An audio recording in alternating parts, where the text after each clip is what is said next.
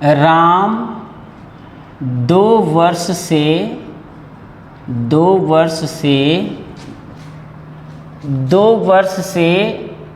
अपना कार्य कर रहा था। यानी कि राम 2 वर्ष से अपना कार्य कर रहा था। अगर कोई पूछता है कि ये कौन सा टेंस है, तो आप कहोगे ये पास्ट टेंस है, क्योंकि था, थी, थे या ई, ए जब आएगा तो पास्ट टेंस होगा। अगर कोई पूछेगा पास्ट में कौन सा है, तो आप कहो कॉन्टिन्यूअस है। तो कैसे कॉन्टिन्यूअस है? रहा, रही, रहे, रहा अगर आ जाता है तो कॉन्टिन्यूअस है। कोई कहता है कि परफेक्ट कैसे है, तो आप कहो कि इसमें टाइमिंग दिया है इसलिए परफेक्ट है। कोई कहे टेंस कैसे है, तो कह दो करना वर्ब आ रहा है इसलिए टेंस है। तो ये टेंस कौन सा हुआ? पहला तो ये पास्ट है, दूसरा ये परफेक्ट है, तीसरा ये कॉन्टिन्यूअस है और मेन वर्ब है, वर्ब का फॉर्म है इसलिए टेंस है। तो ये टेंस है पास्ट परफेक्ट कॉन्टिन्यूअस। था है पास्ट, रहा रही कॉन्टिन्यूअस, करना वर्ब टेंस और टाइमिंग यानी कि कुछ समय पहले से जारी हो रहा है तो परफेक्ट है, यानी कि यह पास्ट परफेक्ट कॉन्टिन्यूअस टेंस है। तो आज हम लोग पढ़ेंगे past perfect continuous tense. Past perfect continuous tense. एक चीज़ ध्यान देना बच्चों, ये जो मैं पढ़ा रहा हूँ पास्ट परफेक्ट कॉन्टिन्यूअस टेंस, यह हिंदी मीडियम वाले बच्चों के लिए इम्पॉर्टेंट है, बाकी इंग्लिश मीडियम वालों के लिए नहीं, क्योंकि मैं हिंदी मीडियम में इसे समझाने जा रहा हूँ, हिंदी माध्यम से समझाने जा रहा हूँ। तो पास्ट परफेक्ट कॉन्टिन्यूअस टेंस कैसे है, इसका आइडेंटिफिकेशन क्या होगा? आइडेंटिफिकेशन मीन्स होता है पहचान। आइडेंटिफिकेशन मैं इसलिए लिख दिया कि आपको एक वर्ड याद हो जाएगा, और इसको हिंदी में बोलते हैं पहचान। पहचान क्या है? वाक्य के अंत में, यानी कि जो वाक्य के अंत में जो मुख्य क्रिया रहेगा ना, उस मुख्य क्रिया के अंत में, वाक्य के अंत में रहा था, रही थी, रहे थे इत्यादि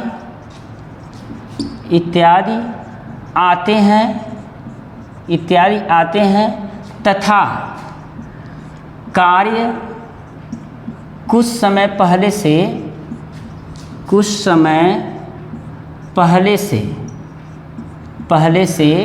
जारी रहता है। कुछ समय पहले से जारी रहता है। ठीक है। वाक्य के अंत में रहा था, रही थी, रहे थे इत्यादि आते हैं तथा कार्य कुछ समय पहले से जारी रहता है। जैसे मान के चलो, सीता सुबह से भोजन बना रही थी। अब देखो ये पास्ट परफेक्ट कॉन्टिन्यूअस टेंस कैसे है? पास्ट परफेक्ट, पास्ट था, थी, थे, past perfect, timing perfect, continuous रहा, रही और टेंस बनाना वर्ब। तो ये पास्ट परफेक्ट कॉन्टिन्यूअस है। कभी भी कोई पूछता है कि ये पास्ट परफेक्ट कॉन्टिन्यूअस टेंस कैसे है, तो आप इसी तरह से बनाओगे। अब अगर हम बात करें कि थोड़ा सा और इसका पहचान और क्या हो सकता है, तो कोई कार्य पास्ट में ही शुरू होता है और कुछ समय पहले से शुरू होता है और पास्ट में ही समाप्त हो जाता है, यानी कि कुछ टाइम हो करके वह समाप्त हो जाता है। तो इसका मतलब जो कार्य पास्ट में शुरू हुआ और पास्ट में ही समाप्त हो गया, तो उसको हम कहेंगे past perfect continuous tense. Past perfect continuous की सबसे बड़ी पहचान है कि इसमें टाइमिंग दिया रहता है। जो टाइमिंग होता है वह दो तरह का होता है, एक निश्चित टाइम होता है और एक अनिश्चित टाइम होता है। तो इसका अगर हम ट्रांसलेशन बनाएं तो सीता सुबह से भोजन बना रही थी, कौन बना रही थी? तो सब्जेक्ट मिला सीता, ठीक है। और रहा था, रही थी, रहे थे हैं, तो ये हैड बीन का प्रयोग करेंगे। अभी सारा चीज़ मैं आपको बताऊंगा, ये मत सोचना कि डायरेक्ट ट्रांसलेशन बनाने लगे, कुछ नियम वगैरह नहीं बताया, ऐसा नहीं है।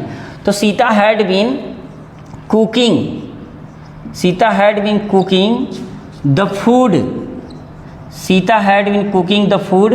अब कब से? सुबह से, तो हमने लिख दिया यहाँ सिंस मॉर्निंग। अब आप कहोगे कि ये क्या है, ये सिंस क्या है, फार क्या है, तो इसी को समझा रहा हूँ। देखो, निश्चित समय के लिए, निश्चित समय, सॉरी पहले नियम लिख लेते हैं कि नियम क्या है। तो जो नियम है वह ये है कि सभी सब्जेक्ट के साथ, सभी सब्जेक्ट समझ रहे हो ना, चाहे वो सिंगुलर सब्जेक्ट हो चाहे प्लूरल सब्जेक्ट हो, I, we, you, they, he, she, it, everybody, anybody, कुछ भी रहे, आप सभी सब्जेक्ट के साथ क्या लगाओगे? सभी सब्जेक्ट के साथ हैड बीन का प्रयोग करके, हैड बीन का प्रयोग करके मुख्य क्रिया, जो मुख्य क्रिया होगी ना, उसमें मुख्य क्रिया में आईएनजी या मुख्य क्रिया का फोर्थ फॉर्म भी बोल सकते हैं, का प्रयोग करते हैं, का प्रयोग करते हैं तथा निश्चित समय के लिए, ये जो निश्चित समय दिया है, जो अभी अभी मैंने सीन से लगाया है, निश्चित समय के लिए सिंस, SINCE, सिंस मीन्स होता है से, यह प्रीपोजिशन है, सिंस तथा अनिश्चित समय के लिए, अनिश्चित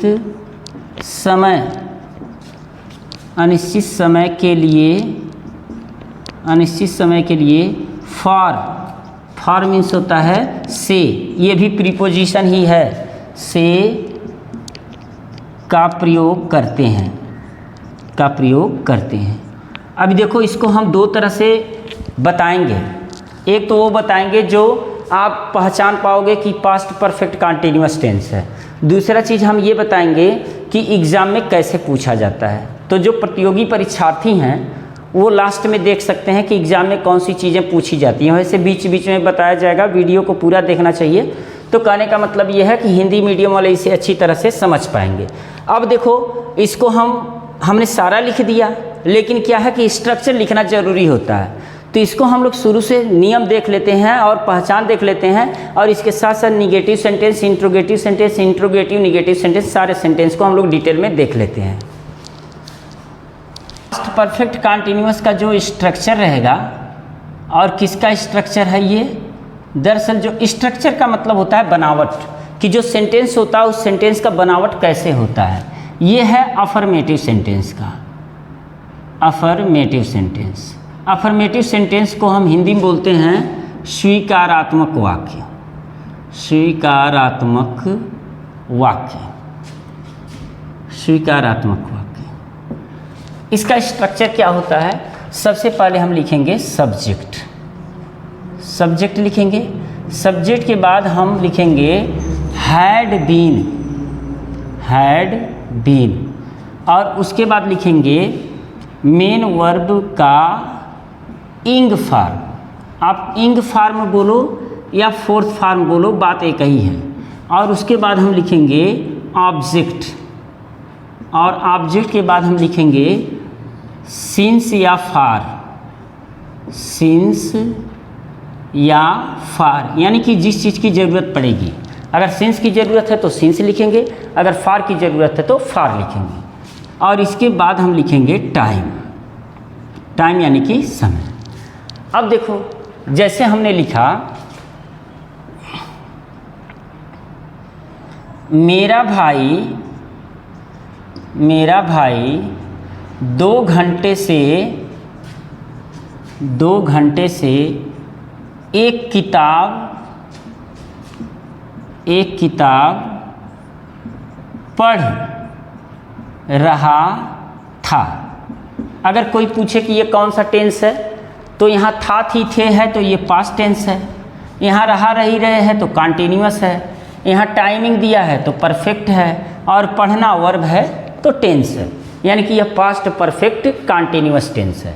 तो सब्जेक्ट हम सबसे पहले लिखेंगे। सब्जेक्ट का मतलब कि उस वाक्य में जो कार्य को करता है।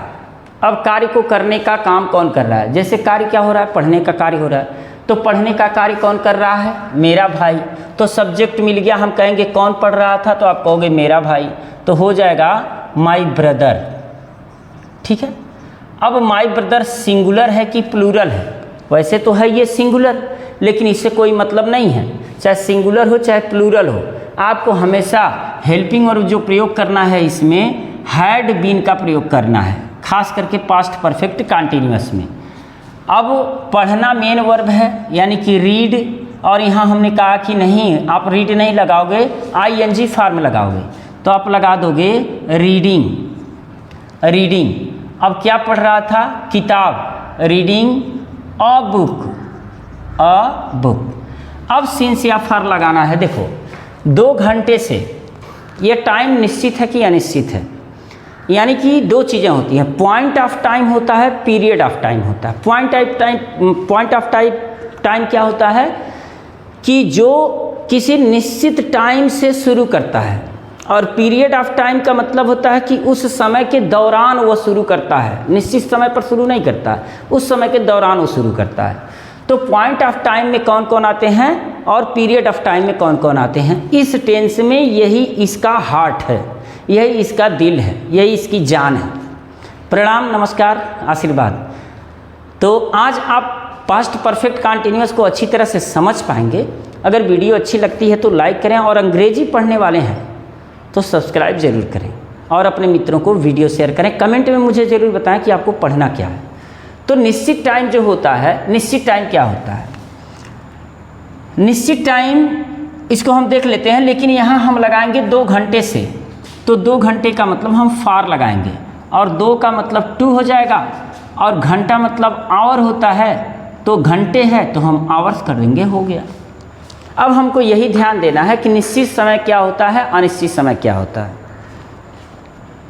तो सबसे पहले हम लोग निश्चित समय देख लेते हैं। निश्चित समय, निश्चित समय में कौन कौन से आएंगे? देखो, दिन का कोई भी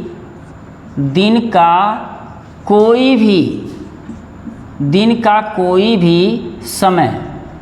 दिन का कोई भी समय का मतलब जैसे सुबह, दोपहर, शाम, भोर, भिनसहरा, गदबेर, यानी कि सुबह का मतलब मॉर्निंग, ये निश्चित टाइम है। ठीक है। सनराइज, यानी कि सुबह सूर्योदय। ठीक है, सनराइज। और इसमें daybreak. Daybreak means होता है तड़के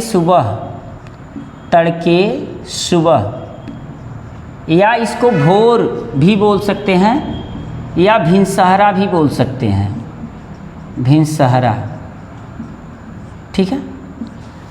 तो डे ब्रेक मतलब होता है तड़के सुबह, भोर, भिनसहरा। इसके अलावा कौन कौन से? जैसे आफ्टरनून, आप जानते हो? आफ्टरनून नहीं जानते हो? नून माने होता है दोपहर, और आफ्टरनून माने होता है तिजहर। आफ्टरनून मीन्स होता है तिजहर। इवनिंग आप जानते हो, लेकिन डस्क नहीं जानते हो। डस्क जो होता है DUSK, डस्क मीन्स होता है गदबेर। इसको हम बोलते हैं गोधूली, या गदाबेर भी बोलते हैं। डस्क ये कौन सा समय होता है? जब सांझ होती है। सांझ का मतलब सूरज डूबता है और इधर रात होती है, तो इसको ट्विलाइट भी बोलते हैं। ट्विलाइट ये सबसे इम्पॉर्टेंट है। ट्विलाइट मीन्स होता है सांझ। और इसके अलावा और भी जो भी टाइम होंगे, जैसे दोपहर हो गया, आधी रात, ये भी निश्चित टाइम है। और इसके अलावा समय कौन सा?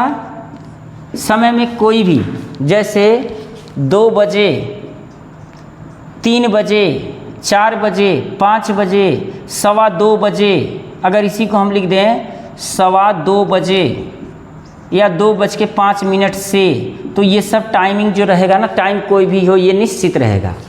और क्या रहेगा, पिछला दिन यानी कि लास्ट डे।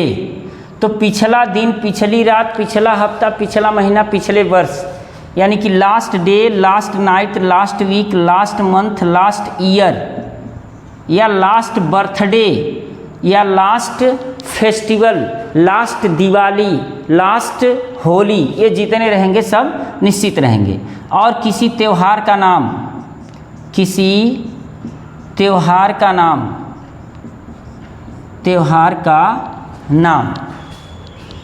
जो किसी त्योहार का नाम रहेगा, जैसे मान के चलो होली, दिवाली, दशहरा, उसकी शादी, जन्मदिन यानी कि बर्थडे,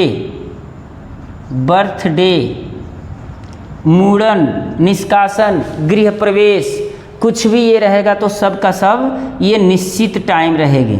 ये सब के सब क्या हैं, ये निश्चित टाइम है, ठीक है। और बाकी जो बचा वो क्या है, अनिश्चित टाइम है। अनिश्चित समय क्या होता है, जैसे मान के चलो अनिश्चित का मतलब ये हो गया कि 2 घंटे से, 4 घंटे से, 2.25 घंटे से, 2.5 घंटे से, पता नहीं चल रहा कितने बजे से शुरू किया, तो ये हो जाएगा। और 4 वर्षों से, 2 वर्षों से, 15 साल से, 4 महीने से और 15 दिन से, ये सब जब रहेगा ना तो ये अनिश्चित रहेगा। तो कहने का मतलब क्या है कि अनिश्चित और निश्चित, इसको थोड़ा सा एक बार देख लेना। फिर से मैं बोल दे रहा हूँ कि दिन का कोई भी समय, दिन का कोई भी भाग, यही पास्ट परफेक्ट कंटीन्यूअस में, प्रेजेंट परफेक्ट कंटीन्यूअस में और फ्यूचर परफेक्ट कंटीन्यूअस में अगर कोई इसका जान है, इसका हार्ट है, तो ये निश्चित और अनिश्चित टाइम ही है। जो इस पर काबू पा लिया ना वो उसका सही होगा। हर कंपटीशन में ये क्वेश्चन पूछता है। तो कैसे पूछता है इसको थोड़ा सा ध्यान देना है। ये निश्चित और अनिश्चित टाइम का वो गलत देता है कि इसमें सिंस या फार वो हम लोग जान नहीं पाते हैं। तो इसको कैसे जानेंगे, दिन का कोई भी भाग, जैसे सुबह, दोपहर, शाम, भोर, भिनसहरा, गदबेर, यानी कि मॉर्निंग मतलब सुबह, सनराइज यानी कि सूर्योदय, डे ब्रेक यानी कि भोर या भिनसहरा, फिर नून मीन्स दोपहर, आफ्टरनून मीन्स तिजहर, डस्क मीन्स गोधूली जो सांझ का समय होता है, इवनिंग जो शाम होता है, मिडनाइट आधी रात। तो ये निश्चित होंगे। और बजे में कितना भी दे देगा, 2 बजे, 3 बजे, 4 बजे, 2:15 बजे रहेगा तो निश्चित टाइम रहेगा। पिछला दिन, पिछला महीना, पिछला वर्ष, पिछला त्यौहार या पिछली रात, कुछ भी रहेगा पिछला, तो वो निश्चित रहेगा। लेकिन एक चीज़ इसमें ध्यान देना है कि जब द के साथ रहेगा लास्ट तो फिर सिंस का प्रयोग नहीं होगा, फार का प्रयोग होगा। यह कंपटीशन में पूछा है कई बार, ठीक ना। तो इस चीज़ को ध्यान देना। दूसरा चीज़ जानो कि किसी त्यौहार का नाम दिया है, होली, दीपावली, दशहरा, ईद, बकरीद या कुछ भी दिया है तो वो निश्चित रहेगा। जैसे मान के चलो मैं होली से ही यहाँ रह रहा हूँ और तुम दीपावली से ही यहाँ रह रहे हो, तो मैंने प्रेजेंट कंटिन्यूअस में बोल दिया, प्रेजेंट परफेक्ट कंटिन्यूअस में। लेकिन दीपावली से, होली से, ये जो त्यौहार का नाम ले रहे हो ना, ये निश्चित है, इसके साथ सिंस का प्रयोग होगा। और इसके अलावा पिछला जन्मदिन या तुम्हारे जन्मदिन से, पिछले जन्मदिन से, जन्मदिन कई बार पड़ता है ना, तो पिछले जन्मदिन से मैं यहाँ रह रहा था, तो इसका मतलब पिछला जन्मदिन ये भी निश्चित हो गया। लेकिन अनिश्चित क्या हो गया, जैसे अंदाजी आप कह दिएगा अरे 4 घंटे से पढ़ रहा है, 2 घंटे से पढ़ रहा है, 4 वर्षों से रह रहा है, 15 साल से यहीं रह रहा है, 2 महीने से रह रहा है, 2.25 महीने से रह रहा है, तो कब से रह रहा है ये तो आपको पता नहीं चला ना, तो वो अनिश्चित हो जाएगा। तो इसका यूज हम कैसे करते हैं इस चीज़ को हम लोग देख लेते हैं। तो एक सेंटेंस है, मेरा मित्र 2022 से गायन सीख रहा था। मेरा मित्र 2022 से गायन सीख रहा था। अब आप कहोगे कौन सीख रहा था, तो उत्तर मिलेगा मेरा मित्र। तो सब्जेक्ट मिला मेरा मित्र, यानी कि हो जाएगा माई फ्रेंड। अब माई फ्रेंड के बाद आपको क्या लगाना है, रहा था, रही थी, रहे थे हैं और टाइमिंग भी है, तो ये पास्ट परफेक्ट कंटिन्यूअस है, तो हो जाएगा हैड बीन, हैड बीन। अब सीखना का मतलब होता है लर्न, तो हम इसमें कर देंगे लर्निंग, लर्निंग। अब क्या सीख रहा था, गायन, यानी कि लर्निंग सिंगिंग। अब देखो लर्निंग के बाद जो है ना तो इन्फिनिटिव फार्म लगता है ना तो जिरंड फार्म लगता है। लर्निंग हाउ टू सिंग, ये बहुत इम्पॉर्टेंट चीज़ है, इसको अगर आप थोड़ा सा विद्वता रखते हो तो ये चीज़ें आपको पता होगा कि नो के साथ, लर्न के साथ, टीच के साथ और भी वर्ब हैं जिनके साथ ना तो इन्फिनिटिव लगता है ना तो जिरंड लगता है, इसमें हाउ के साथ इन्फिनिटिव लगता है। तो my friend had been learning how to sing, sing. अब देखो कब से, 2022 से। अब यहाँ सिंस मैं लिखूँ कि फार लिखूँ, सिंस 2022। अब आप कहोगे सिंस आपने क्यों लिखा, भाई देखो जब वो सीख रहा था ना उस समय सन जो था 2022 था, तो मुझे पता है कि 2022 था, इसी को देखो मैं ऐसे लिख रहा हूँ कि मेरा मित्र 2 वर्ष से, 2 वर्ष से नहीं, इसको लिख रहे हैं 3 वर्ष से गायन सीख रहा था। मेरा मित्र 3 वर्ष से गायन सीख रहा था। कौन सीख रहा था, तो मेरा मित्र, हम लिखेंगे माई फ्रेंड, माई फ्रेंड। अब ये हो जाएगा हैड बीन। अब सीख रहा था यानी कि लर्निंग। अभी तो सब सही चल रहा है, वैसे ही चल रहा है जैसे और चलते हैं। लर्निंग हाउ टू सिंग, ये वाला इन्फिनिटिव और जिरंड का जब कोई वीडियो बनेगा, वैसे इन्फिनिटिव और जिरंड की वीडियो बने हैं, उसको फाइनाइट नॉन फाइनाइट आप देख सकते हैं। हाउ टू सिंग, अब कब से, 3 वर्ष से। अच्छा अब आप सोचो कि जब 3 वर्ष पहले शुरू किया तो कौन सा सन था, आप कहोगे कि अब से हम जोड़ ले रहे हैं, तो आज तो जो मैं वीडियो बना रहा हूँ आज डेट दूसरा है, आप जब पढ़ोगे इसको देख रहे होगे तो डेट दूसरा होगा, तो फिर आप कब से अंदाज़ा लगा सकते हो कि मेरा मित्र कब से सीख रहा था। तो 3 वर्ष पता नहीं किस सन में शुरू किया, तो ये निश्चित नहीं है, इसलिए हम लगाएंगे फॉर और यहाँ लिखेंगे 3 और यहाँ लिखेंगे ईयर्स। मेरी बात समझ में आ रही है तो लाइक ज़रूर करो। अब देखो अगर इसको हम फिर से देखें, अगर कोई सेंटेंस दूसरा लेते हैं, जैसे वह सुबह से अपना कार्य कर रहा था। तो कौन अपना कार्य कर रहा था, तो पता चला वह, तो सब्जेक्ट मिल गया ही, और कर रहा था यानी कि had been, he had been. अब करना का मतलब होता है वर्क या डू, तो हम लिख देंगे डूइंग, और अपना कार्य का मतलब हीज वर्क। अब बात ये है कि अपना कार्य है तो हीज वर्क हो जाएगा और करना का डू हो जाएगा, तो हैड बीन डूइंग। अब सुबह से, आप कहोगे कि सुबह से निश्चित तो नहीं है, हम कहें काहे नहीं सुबह से निश्चित है, तो आप कहोगे कि सुबह कितने बजे होता है, कोई निश्चित है क्या, तो हम कहेंगे नहीं, जब आप जागते हो ना तभी सुबह होता है। तो वह जब से जागा, या सुबह से का मतलब क्या है, जब से जागा, तो जब जागा तो टाइम निश्चित था, उसने घड़ी तो देखा होगा, तो सुबह से ये क्या हो जाएगा, सिंस हो जाएगा, सिंस मॉर्निंग, ठीक है। इसी में अगर देता है जैसे पिछले दिन से, जैसे एक सेंटेंस हमने ले लिया, राधिका पिछले दिन से, राधिका पिछले दिन से आगरा जा रही थी,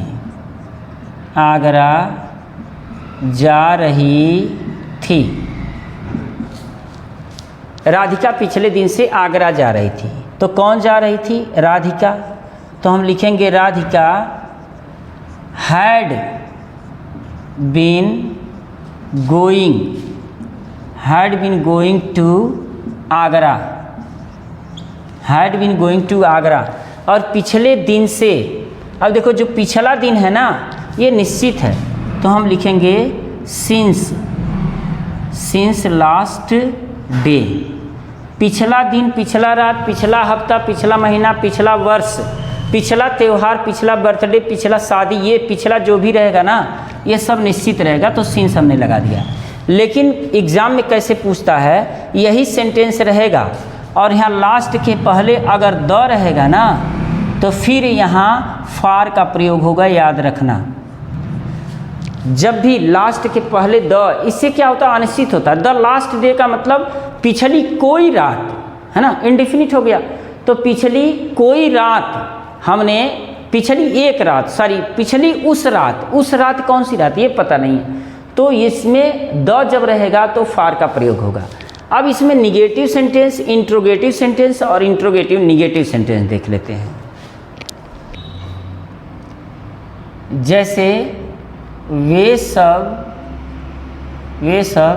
सुबह से, सुबह को हम दूसरा दे रहे हैं, वे सब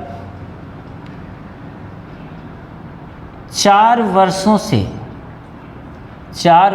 से अपना कार्य नहीं कर रहे थे,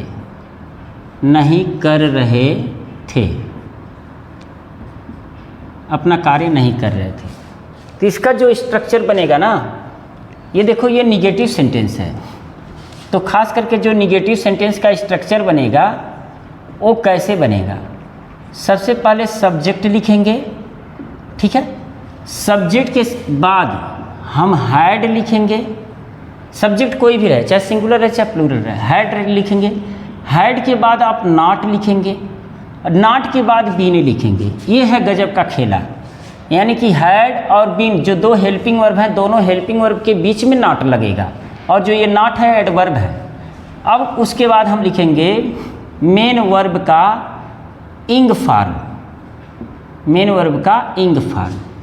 उसके बाद हम ऑब्जेक्ट लिखेंगे, और अगर टाइमिंग है तो हम टाइम सिंस और फार लिखेंगे, सिंस या फार, और उसके बाद फिर क्या लिखेंगे, टाइम लिखेंगे, सिंस फार, और उसके बाद टाइम लिखेंगे, और यहाँ पर देंगे हम फुल स्टॉप।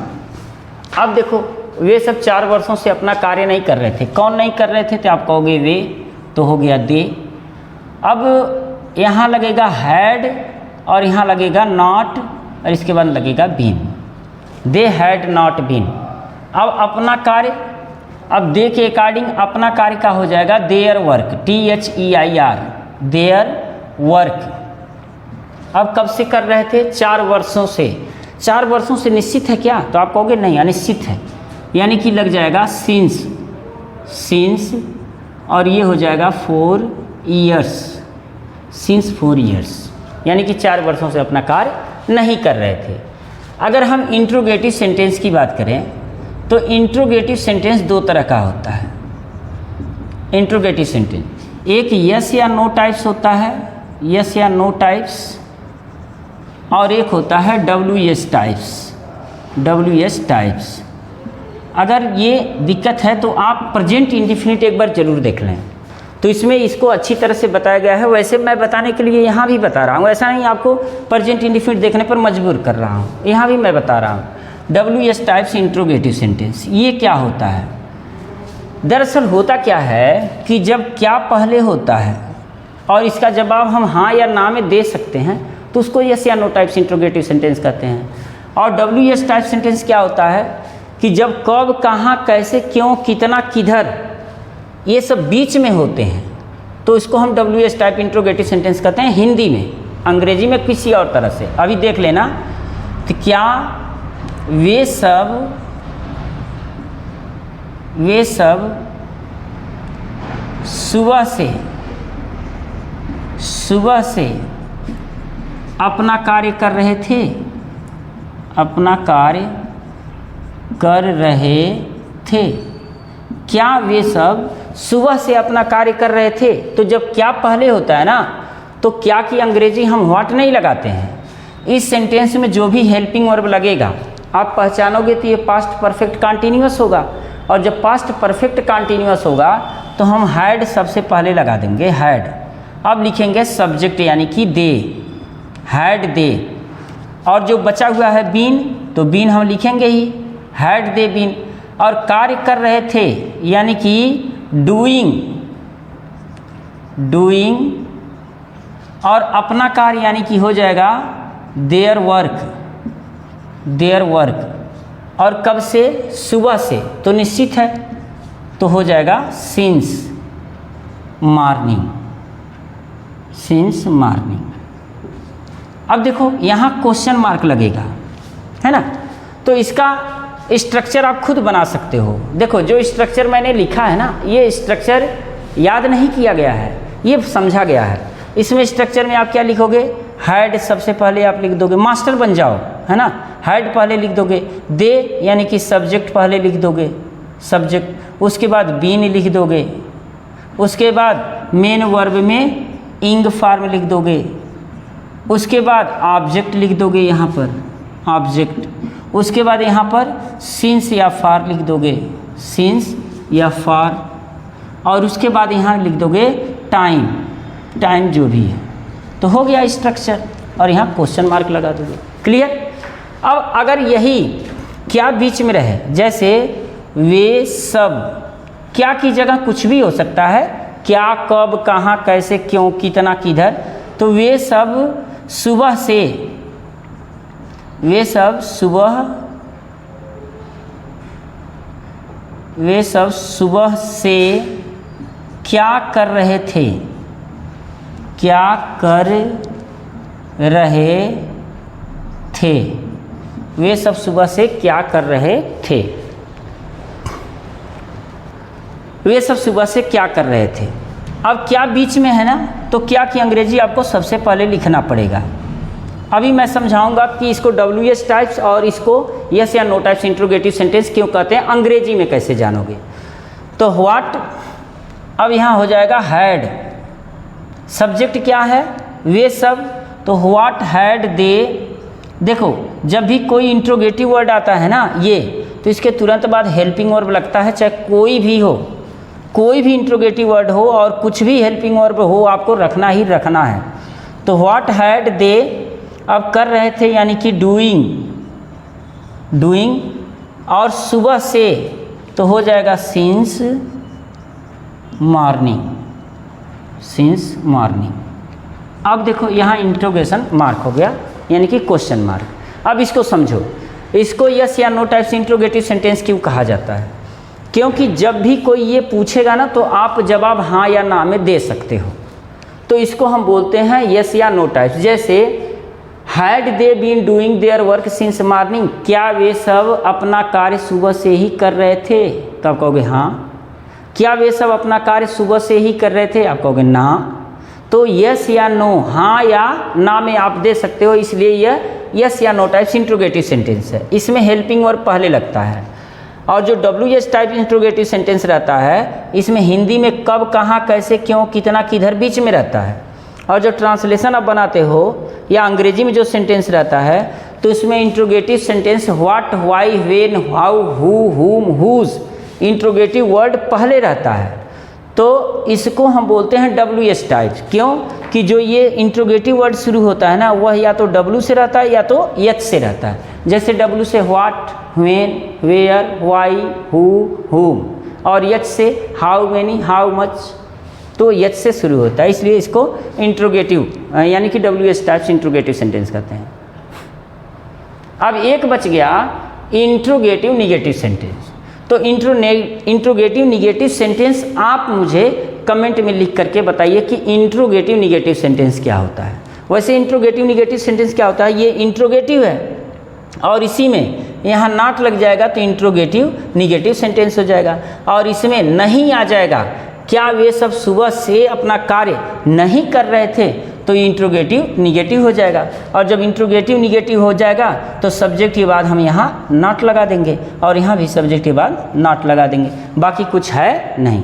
अच्छा, व्हाट हैड दे, अच्छा ये देखो नॉट बीइंग, नॉट बीन मैं भूल गया था, नॉट बीन, तो गलती हो जाती है, ह्यूमन नेचर है। तो मुझे लग रहा है यहाँ तक तो शायद आप पढ़ रहे हो ना, तो आप महान हो, बाकी कोई पढ़ता नहीं है इतने देर तक, वो शुरू में पढ़ के लाइक डिसलाइक करके चले जाते हैं। तो अगर आपने पढ़ा है तो आपको इसके लिए धन्यवाद, महानता तुम्हारे अंदर है, महान बनोगे। और अगर यहाँ तक चैनल को सब्सक्राइब, लाइक, शेयर। मिलते हैं नेक्स्ट वीडियो में। वीडियो देखने के लिए थैंक यू वेरी मच।